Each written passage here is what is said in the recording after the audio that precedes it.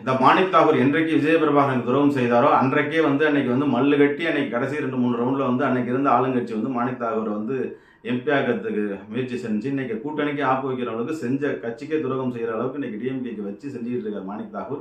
இன்னைக்கு டெல்லிக்கு காவடி தூக்கி திமுக பார்த்தீங்கன்னா காங்கிரஸ் தேஞ்சு கட்டரும்பாய்க்கு ரொம்ப நாள் ஆயிடுச்சு. அவங்க ஜி.கே. வாசன் பிச்சுட்டு போயிட்டார், பாக்கி பேர் தேவகாவுக்கு போயிட்டாங்க, பாதி பேர் ஏடிஎம்கேக்கு போயிட்டாங்க. டெல்டா மாவட்டங்களில் உள்ள காங்கிரஸ் கோட்டைன்னு சொல்லுவவங்களாம் ஏடிஎம்கேக்கு போயிட்டாங்க, பாதி பேர் இளைஞர்கள்லாம் அங்கே போயிட்டாங்க. இன்னும் 1/2% ஓட்டை வச்சுக்கிட்டு இருக்க காங்கிரஸ் ஒதுக்கி தள்ளிவிட்டு அவங்களுக்கு 25 சீட்டுங்கிறது அதிகம். இன்னைக்கு தமிழ்நாடு ஃபுல்லாக 2%, 3%, 4%, ஏன் அதுக்கு மேலே ஒரு 8% ஓட்டு கிட்டத்தட்ட நெருங்குற அளவுக்கு வச்சிருக்கின்ற தமிழ்நாடு ஃபுல்லாக பவர் வச்சிருக்க தேமுதிகவை உள்ள கொண்டு கேப்டன் ரசிகர்கள் அவருடைய இறப்புக்கு மரியாதை செலுத்தினா திமுக மேலே மிகப்பெரிய மரியாதைகள் இருக்கின்றார்கள்.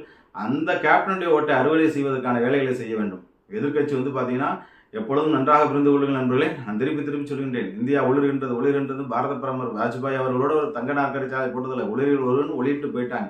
அது மாதிரி நல்லாட்சி தொடரும் எப்பொழுதுமே அந்த பெரியார் அவர்கள் சொல்வார்கள், எலெக்ஷனும் ஆளுங்கட்சி தோற்று எதிர்கட்சி ஜெயிப்பதுக்கு மக்களுடைய அளவுக்கு அதிக எதிர்பார்ப்பு தான் காரணம் என்பார்.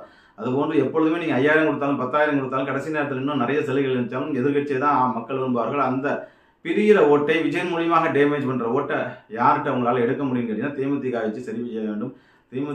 டிஎம்கேக்கு பெரிய திருப்பி அவங்க கட்சியில் தான் இருந்தாங்க, டிடிவி அவங்க கட்சியில் தான் இருந்தாங்க, அன்புமணி ஏதோ ஒரு மாய வேலையை பண்ணி புது கூட்டணி பில்டப் பண்ணிட்டோம்னு பிஜேபி சொல்லிட்டு இருக்காங்க.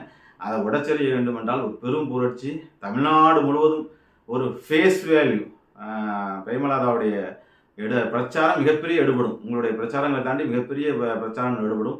ஆகவே டிஎம்கே கூட்டணி உரிய மரியாதை கொடுத்து பிரேமலதா அவர்களை அழைத்து பேசி உரிய மரியாதை கொடுத்து ராஜ்யசபா சீட்டு கொடுத்து இரட்டை இலக்கணில் அவங்களுக்கு ஒரு சரியான விஷயத்தை அங்கீகாரம் கொடுத்தால் இந்த எல்லின் முனையிலும் சந்தேகம் இல்லாமல் திமுக மீண்டும் ஆட்சியை தொடர்வதற்கு வாய்ப்பு இருக்குது. அது தேமுதிக கையில் தான் இருக்குது. நாங்கள் தொடர்ந்து இதை பேசிகிட்டு இருக்கோம். எலெக்ஷன் முடிஞ்சதுக்கு அப்புறம் தான் இந்த டிசைடிங் அத்தாரிட்டி அப்படிங்கிறது எந்த கூட்டணிக்கு போகுதோ அது தேமுதிக இருக்க கூட்டணி தான் வெற்றி கூட்டணியாக அமையும். ஏன்னா கேப்டனுடைய மறைவுக்கு அப்புறம் இந்த எழுச்சி தக்க வைத்து கொண்டார் பிரேமலதா. ஆனால் கொஞ்சம் தவிச்சிக்கிட்டு இருக்காங்க, அங்கீகாரம் கிடைக்காமல் தவிச்சிக்கிட்டு இருக்காங்க. இந்த எலெக்ஷன் அவங்க ஸ்லோவாக சாணக்கியனா முடிவெடுக்கக்கூடியது மிகப்பெரிய வெற்றியை கொடுக்கும் என்பதுதான் எங்களுடைய கணிப்பாக இருக்கின்றது.